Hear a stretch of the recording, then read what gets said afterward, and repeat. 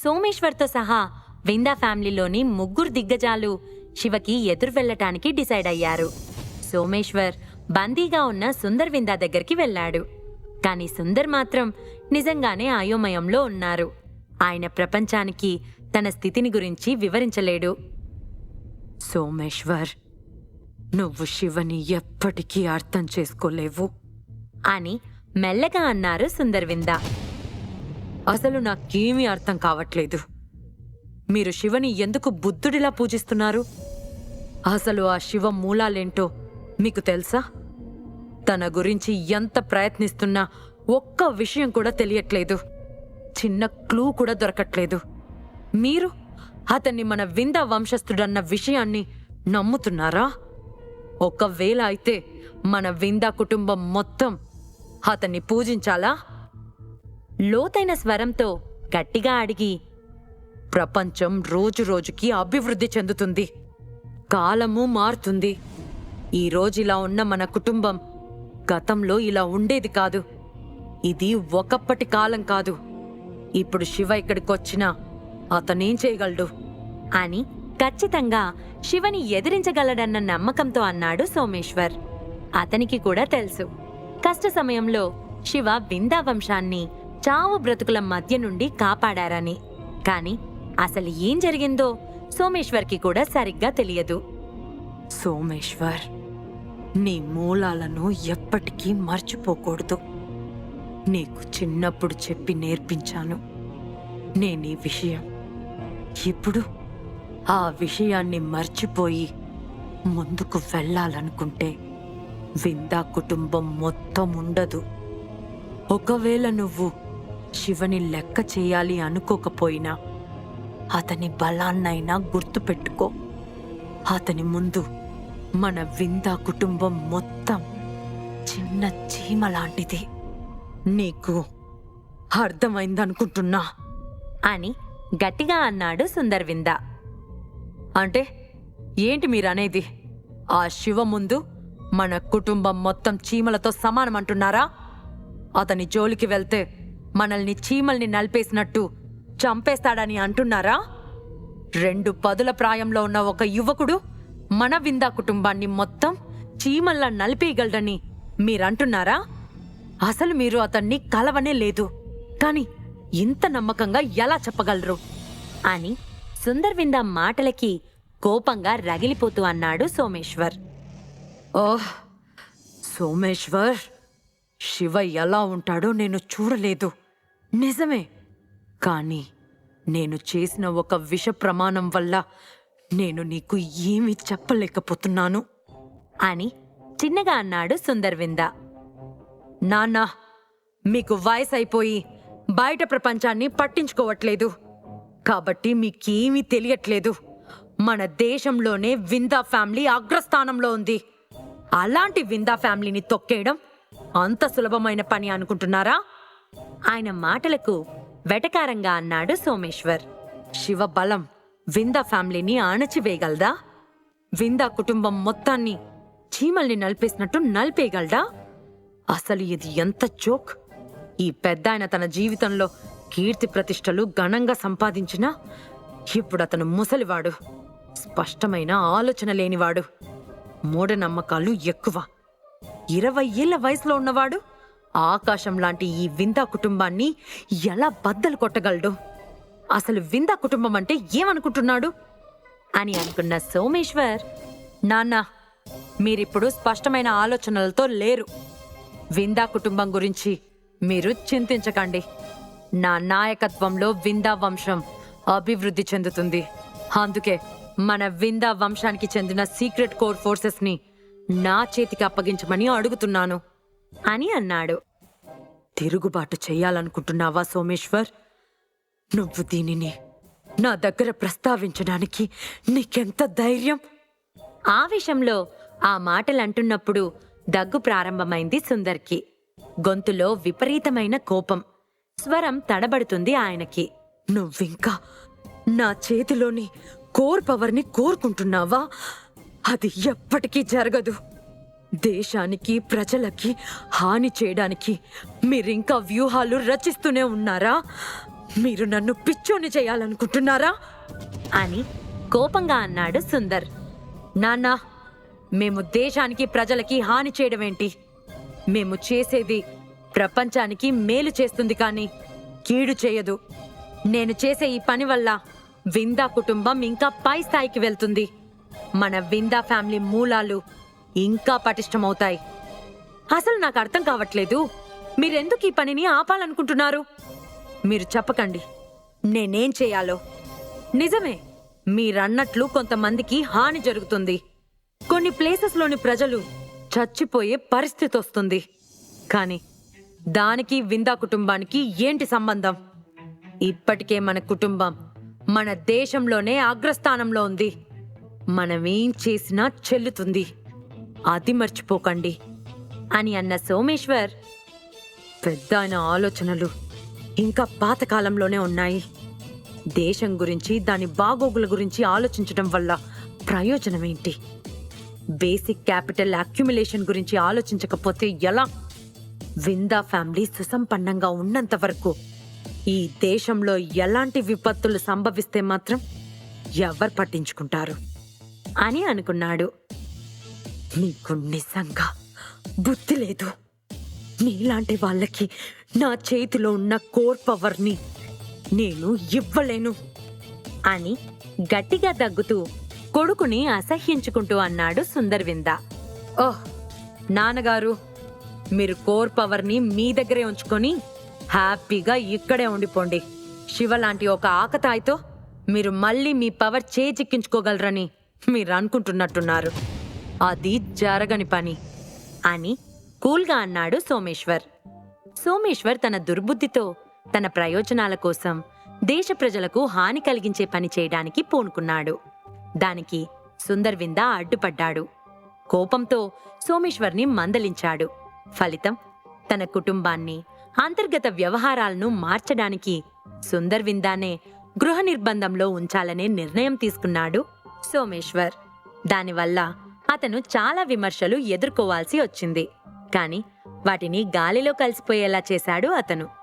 సుందర్ తర్వాత ఆధిపత్యం తన చేతిలోకొచ్చేలా చేసుకున్నాడు సోమేశ్వర్. విందా ఫ్యామిలీకి సుందర్ విందా అత్యంత కీలకమైన పవర్ఫుల్ పర్సన్. సుందర్ విందా వ్యక్తిగతంగా బయటకి రాకున్నా ఇండియాలో తను స్నేహం చేసే పవర్ఫుల్ పర్సన్స్తో కలిసి రహస్యంగా తన నెట్వర్క్ని పెంచుకున్నాడు. అందువల్ల వాళ్ళెవ్వరూ ఇప్పుడు సోమేశ్వర్కి హెల్ప్ చేయరు. ఈ ఆలోచనలో సోమేశ్వర్ కళ్ళు ఎరుపెక్కాయి. మొదటి నుంచి మీరు కావాలనే హైదరాబాద్కి వెళ్ళి విందా ఫ్యామిలీ బాధ్యతలు తీసుకోమని, విందా ఫ్యామిలీ ఫౌండేషన్ని స్థిరంగా ఉంచాలని శివని రమ్మని ఇన్వైట్ చేశారా? అసలు మీరు విందా ఫ్యామిలీలోకి బయట వ్యక్తిని ఎలా తీసుకొస్తారు అని అన్నాడు సోమేశ్వర్. అతని కళ్ళు అసూయతో నిండిపోయాయి. మీరు ఆధిపత్యం నాకివ్వకుండా మొత్తం శివకి ఇవ్వాలని చూస్తున్నారా? నేనా శివని చంపి నేనేంటో చూపిస్తాను. చూస్తూ ఉండండి. ఆ శివ తలతోనే మిమ్మల్ని చూడటానికి తిరిగొస్తాను. ఆ సమయంలో చూస్తా మీరేం వదులుకుంటారో అని అన్నాడు సోమేశ్వర్. నువ్వు శివని చంపితే మొత్తం విందా వంశానికి అది ప్రమాదమవుతుంది అని హెచ్చరించాడు సుందర్ విందా. నేనతన్ని చంపే తీరుతాను అని ఎక్కడా తగ్గకుండా గంభీరంగా అన్నాడు సోమేశ్వర్. తిరుగుబాటు చేయాలనుకుంటున్నావా? నీ వల్ల విందా కుటుంబం మొత్తం నాశనమవుతుంది అని చాలా ఆవేశపడుతూ అన్నాడు సుందర్ విందా. ఆవేశంలో అతనికి తీవ్రమైన దగ్గు వస్తున్నా అతని గొంతు మాత్రం ఆవేశంతో మండిపోతుంది. కాని సోమేశ్వర్ మాత్రం ఆయన మాటలను తేలిగ్గా తీసుకున్నాడు. ఆయన ఆజ్ఞలను ఏ మేరకు పట్టించుకోలేదు. అక్కడి నుంచి లేచి గది బయటకు వెళ్లిపోయాడు Someshwar. Sundar villa main hall. ఆ హాల్ ది గ్రేట్ విందా వంశానికి ముఖ్యమైన వ్యక్తులు మరియు విశిష్ట అతిథులకు ఆతిథ్యమివ్వడానికి ఎంచుకున్న ఒక ప్రత్యేకమైన ప్రదేశం. ఇలా కుటుంబ సమేతంగా ఇంత ఘనంగా వేడుకలు, సభలు నిర్వహించడం చాలా అరుదు.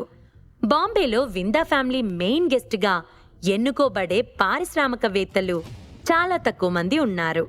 వాళ్ళని పలకరించడానికి కుటుంబంలోని పెద్ద వ్యక్తులందరూ వస్తారు. ఆ హాల్లో ముందు 2 వరుసలు వాళ్ళ రాచరికపు టీవీ ఉట్టిపడేలా ఉండే సోఫాలు, 2 వరుసలుంటే ఎడమ మరియు కుడివైపున కుటుంబ పెద్దలు కూర్చోడానికి 2 వరుసలు చైర్స్ అమర్చబడి ఉన్నాయి. నిజం చెప్పాలంటే ఈ విల్లాలో ఉన్న ప్రతి ఒక్కరు కూడా ఫేమస్ పర్సన్సే. విందా వంశంలో ఉన్న ప్రతి కుటుంబం బిజినెస్ సర్కిల్లో తమకంటూ ప్రత్యేక స్థానాన్ని ఏర్పరచుకున్నదే. కానీ ఈరోజు వారి మనసులో చాలా సందేహాలు ఉన్నాయి. చాలా తీవ్ర గందరగోళంలో ఉన్నారు. అందరూ ఇప్పటికిప్పుడు ఆకస్మికంగా ఈ సమావేశం ఎందుకు ఏర్పాటు చేసినట్టు, ప్రపంచంలోనే ఉన్నత శిఖరాగ్రంలో ఉన్న ఒక ఇంపార్టెంట్ పర్సన్ని కలవడానికి ఏర్పాటు చేసినట్టు సమాచారం. అది నిజమేనా అని తమలో తాము అనుకున్నారు. మెయిన్ హాల్ బయట ఒక గోడతో సపరేట్ చేయబడిన గార్డెన్లో నేటి యువతరం అంతా ఒక విషయం గురించి తీవ్రంగా చర్చించుకుంటున్నారు. కానీ వీళ్ళందరూ కుటుంబ వారసులు కాదు. ఆ కుటుంబానికొచ్చిన అల్లుళ్ళు, కోడళ్ళు. నిజం చెప్పాలంటే సడన్ గా ఏర్పాటు చేసిన ఈ సమావేశం వాళ్ళందర్నీ దిగ్భ్రాంతికి గురిచేసింది. కానీ అక్కడ ఆడంబరాలు చూస్తుంటే అంతకంటే ఆశ్చర్యంగా కూడా ఉంది. నిజం చెప్పాలంటే విందా ఫ్యామిలీలో అతిథులు రావటం అరుదు. కానీ ఇవాళ ఎవరైనా పెద్దవాళ్ళు కానీ పెద్ద బిజినెస్ మ్యాగ్నెట్ కానీ ఈ సెరమనీకి వస్తున్నారా అని తన పాష్ లుక్తో అందరి కళ్ళను కట్టిపడేస్తూ ఒక అమ్మాయి అనుమానంగా అడిగింది. అది నాకు తెలియదు, కానీ నేను అనుకోవడం ఎవరైనా గొప్ప యుద్ధాలలో పాల్గొన్న వాళ్ళు కానీ ప్రస్తుతం మన గవర్నమెంట్లో రూలింగ్లో ఉన్న టాప్ 3 మెంబర్స్లో ఎవరైనా వస్తున్నారేమో అని మరొకరు అన్నారు. ఎవరొస్తున్నారో తెలుసుకోవడానికి నేను ఎంత క్యూరియస్గా ఉన్నానో తెలుసా? మీకు తెలుసా, ఈ మధ్య ఒక సర్వే ప్రకారం ధనవంతుల జాబితాలో అత్యంత ధనవంతులుగా ఉన్న వాళ్ళు కూడా మన విందా కుటుంబానికి దగ్గర కావడానికి చాలా ప్రయత్నాలు చేస్తుంటారు అని మరొకరంటే, ఎక్కువగా ఊహించుకోకు, ఈసారి మన వంశం ఎల్డర్ రాక కోసం జరుగుతుంది, చూస్తూ ఉండు అని అన్నాడు ఒక నాలెడ్జబుల్ యంగ్ పర్సన్. కేవలం గెస్సింగ్, ఎవరి అనుమానాలు నిర్ధారణలు కావట్లేదు. అక్కడ ఉన్న ప్రతి ఒక్కళ్ళు సందేహాలు వ్యక్తం చేస్తున్నారు. ఒకరి తర్వాత ఒకరు తమ ప్రశ్నలకు సమాధానాలు ఆరా తీస్తున్నారు. ఇప్పుడొచ్చే ఫేమస్ పర్సన్ ఎక్కడి నుంచి వస్తున్నాడు, ఎందుకొస్తున్నాడు, ఆ వచ్చే అతన్ని విందా కుటుంబం మనసారా స్వాగతించగలరా? ఇవే వాళ్ళ అనుమానాలు. విందా ఫ్యామిలీ ఎల్డరా? ఈ విందా వంశానికి ఇంకొక ఎల్డర్ ఎప్పుడొచ్చాడు, నీకెలా తెలుసు అని ఆసక్తిగా అడిగేసింది ఓ అమ్మాయి. అని నవ్వి, నీకు తెలియదా, వంశపారపర్యంగా వస్తున్న ఆ పదవి ఇప్పుడు ఖాళీగా ఉందని? ఇలాంటి వాటి గురించి తెలుసుకోవడానికి మీ ఫ్యామిలీ ఇంకా ఆ స్థాయికి రాలేదులే అని కాస్త వ్యంగ్యంగానే అన్నాడు ఆ యువకుడు. అతని మాటలకు నొచ్చుకున్న అమ్మాయి, నేను తెలుసుకోవడానికి ట్రై చేశాను. మన వంశ చరిత్ర చూస్తే ఒక పెద్ద పురాణంలాగా ఉంది. ఇంకా ఈ వంశ పెద్దలంటూ ఉన్నారని నేను ఊహించలేదు. దాని గురించి నిజంగా నాకు తెలియదు అని అన్నది. నిజానికి విందా వంశానికి చెందిన కొందరు వ్యక్తులు మరియు అగ్రనేతలకు తప్ప మిగతా వాళ్ళందరికీ దీని గురించి పెద్దగా అవగాహన లేదు. ఫ్యామిలీ ఎల్డర్ పొజిషన్ యొక్క ప్రతిష్ట గురించి వాళ్ళు విన్నారు, కానీ అంతకు మించి మరే వివరాలు నేటి తరానికి తెలియవు. ఇప్పుడు వాటి గురించి వింటున్న వాళ్ళకి చిన్న క్యూరియాసిటీ ఏర్పడింది.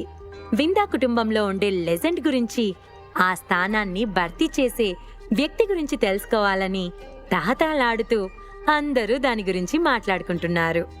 వాళ్ళందరూ అలా చర్చించుకుంటూ ఉండగానే ఒక new version black Bentley car ఆ విల్లాలోకి నెమ్మదిగా ప్రవేశించింది.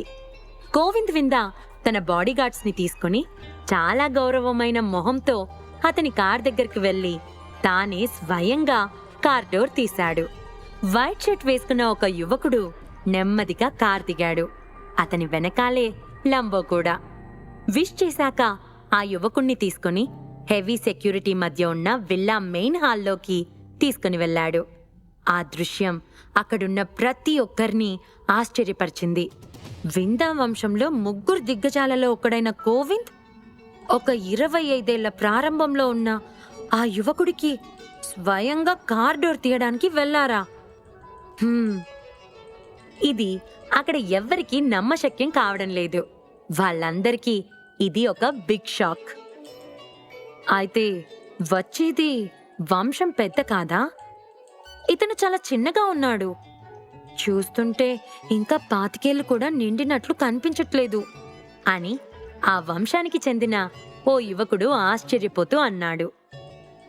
నేను కూడా నమ్మలేకపోతున్నాను. కానీ the great business man Govind విందానే కార్ డోర్ తెరవడానికి వెళ్ళాడంటే ఖచ్చితంగా ఇతను విందా ఫ్యామిలీ ఎల్డర్ అయ్యుంటాడు. ఎంత కూల్ అండ్ హ్యాండ్సమ్ గా ఉన్నాడు. అతన్ని చూస్తూ మైమర్చిపోతూ అన్నది ఓ అమ్మాయి. అక్కడున్న వాళ్ళందరూ ఒక్కసారిగా అడ్మైరింగ్ గా చూశారు. కానీ ఒక్క యువతి ఫేస్ మాత్రమే నమ్మశక్యం కాకుండా పానిక్ అవుతూ కనిపించింది. సోమేశ్వర్ దేశానికి హాని కలిగించే పని ఏం చేయబోతున్నాడు? కన్న తండ్రిని అధికారం కోసం బంధించిన సోమేశ్వర్కి శివ ఎలాంటి పనిష్మెంట్ ఇవ్వబోతున్నాడు? ఇప్పుడు శివ విందా ఫ్యామిలీ బాధ్యతలు తీసుకుంటాడా? శివని చూసి పానిక్ అయిన అమ్మాయి ఎవరు? ఈ ప్రశ్నలకు సమాధానాలు తెలుసుకోవాలంటే నెక్స్ట్ ఎపిసోడ్ వినాల్సిందే. క్రింద ఇచ్చిన లింక్ ని క్లిక్ చేసి పాకెట్ ఎఫ్ఎం యాప్ ని ఇన్స్టాల్ చేసుకోండి. Stay tuned to Pocket FM.